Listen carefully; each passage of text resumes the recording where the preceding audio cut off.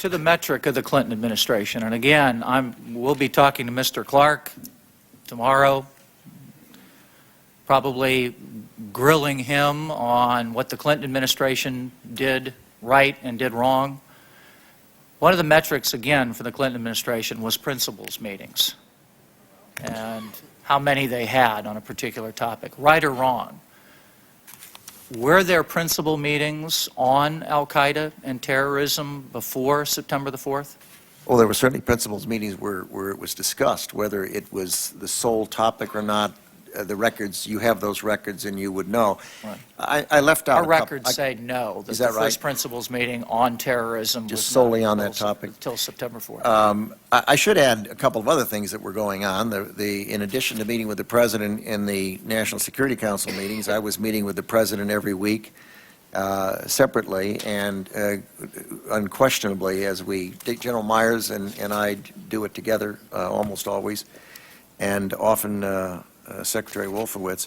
The other thing we did was I made a decision early on that the single most important thing we could do that would benefit us in terms of these types of problems would be to develop an exceedingly close link with the Central Intelligence Agency and the intelligence community.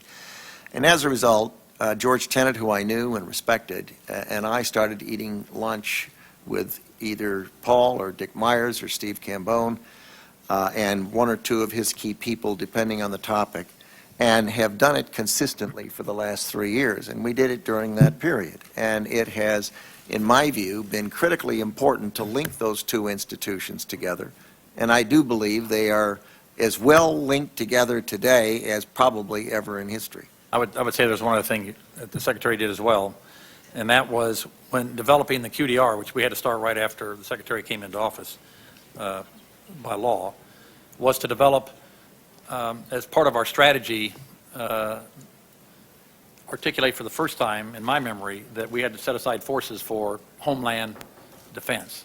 And it's the first time we've ever articulated that in our strategy, which set us up pretty well when we wanted to create Northern Command, because we'd thought about it up to that point. But that was just one example. I mean, there are lots of things we did in that area that were different. The FBI estimates that the September 11 attacks cost $175,000 to $250,000. According to FBI Director Robert Mueller and Bureau documents, the funding mechanism behind the conspiracy appears to center around Marwan al-Shehhi and individuals providing financial support primarily through the banking and wire service infrastructure of the United Arab Emirates. In Hamburg, Marwan al-Shehhi received substantial transfers from the United Arab Emirates by wire from Mohammed Yusuf Mohammed al-Qadisi, whom the FBI believes to be al-Shehhi's brother. In July of 1999, al-Shehhi opened a checking account in the United Arab Emirates and soon after granted a power of attorney over the account to al-Qadisi. From July 1999 to November of 2000, about $100,000 moved through this account. While they were in Germany, Ramzi bin al-Shibh transferred funds to Mohammed Atta. In July of 2000, Marwan al-Shehhi and Mohammed Atta opened a joint account at SunTrust Bank in Venice, Florida, which received, according to the FBI, what appears to be the primary funding for the conspiracy. 4 transfers from the United Arab Emirates totaling approximately $110,000 from Ali Abdul Aziz Ali, using a variety of aliases. In June of 2000, Marwan al-Shehhi also received $5,000 by Western Union wire from Issam Mansour. In April, Ali wired $5,000 to Nawaf al-Hazmi in San Diego.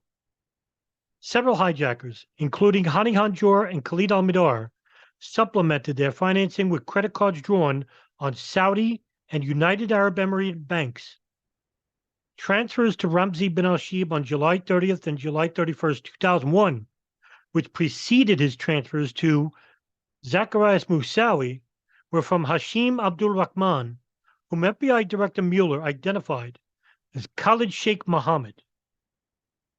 There was also an important flow of money back to the United Arab Emirates immediately before September 11th. FBI documents state that funds were returned to the source because the hijackers would not have wanted to die as thieves. Therefore, they returned the money that was provided to them. 3 hijackers, including Mohammed Atta and Mohammed al-Shehi, sent funds to Mustafa Ahmed al-Hawsawi in the United Arab Emirates. Al-Hazmi sent an express mail package to a United Arab Emirate post office box rented in al-Hawsawi's name that contained Khalid al-Midar's debit card for an account in which $10,000 remained. Al-Hawsawi also had power of attorney over accounts of several hijackers in the United Arab Emirates.